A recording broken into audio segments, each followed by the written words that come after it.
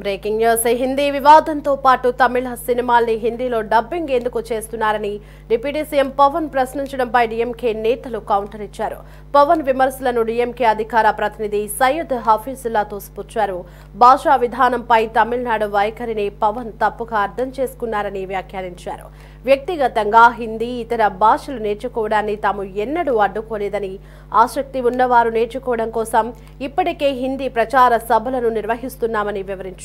కానీ కేంద్ర ప్రభుత్వం మాత్రం ఎన్ఏపీ, పీఎంఎస్ స్కూల్స్ వంటి విధానాలలో తమిళ ప్రజలపై బలవంతంగా హిందీ భాషను రుద్దుతోందని, దీన్ని మాత్రమే తాము వ్యతిరేకిస్తున్నామని డీఎంకే ప్రతినిధి సయ్యద్ హఫీజుల్లా వివరించారు.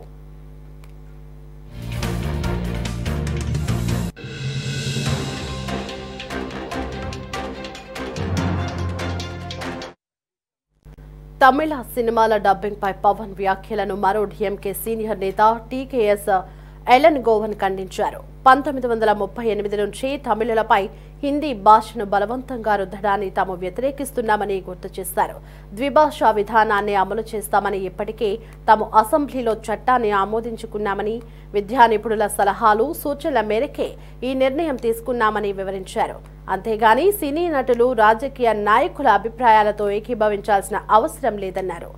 1968లో ద్విభాషా విధానం బిల్లు పాస్ అయినప్పుడు పవన్ కళ్యాణ్ ఇంకా పుట్టి ఉండరని గోవన్ వ్యాఖ్యానించారు. తమిళ రాజకీయాలపై ఆయనకు అవగాహన లేకపోయి ఉండొచ్చని విమర్శించారు.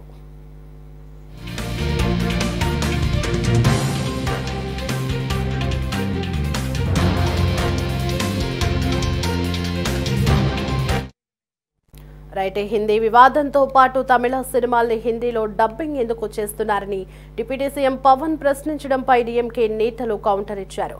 పవన్ విమర్శలను డీఎంకే అధికార ప్రతినిధి సయ్యద్ హఫీజుల్లా తోసిపుచ్చారు. భాషా విధానంపై తమిళనాడు వైఖరిని పవన్ తప్పుగా అర్థం చేసుకున్నారని వ్యాఖ్యానించారు.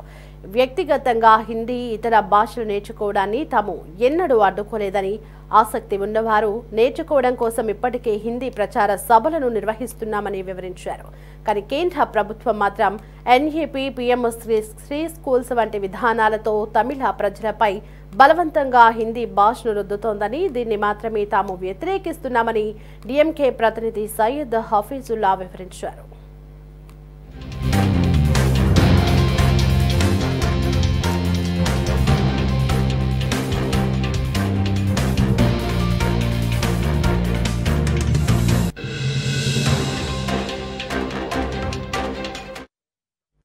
తమిళ సినిమాల డబ్బింగ్ పై పవన్ వ్యాఖ్యలను మరో డీఎంకే సీనియర్ నేత టీకేఎస్ ఎలన్ గోవన్ ఖండించారు.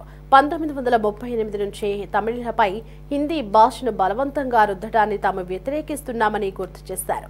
ద్విభాషా విధానాన్ని అమలు చేస్తామని, ఇప్పటికే తాము అసెంబ్లీలో చట్టాన్ని ఆమోదించుకున్నామని, విద్యా నిపుణులు సలహాల, సూచనల మేరకే ఈ నిర్ణయం తీసుకున్నామని వివరించారు. అంతేగాని సినీ నటులు, రాజకీయ నాయకుల అభిప్రాయాలతో ఏకీభవించాల్సిన అవసరం లేదని అన్నారు. 1968లో ద్విభాషా విధానం బిల్లు పాస్ అయినప్పుడు పవన్ కళ్యాణ్ ఇంకా పుట్టి ఉండరని గోవన్ వ్యాఖ్యానించారు. తమిళ రాజకీయాలపై ఆయనకు అవగాహన లేకపోయి ఉండొచ్చని విమర్శించారు.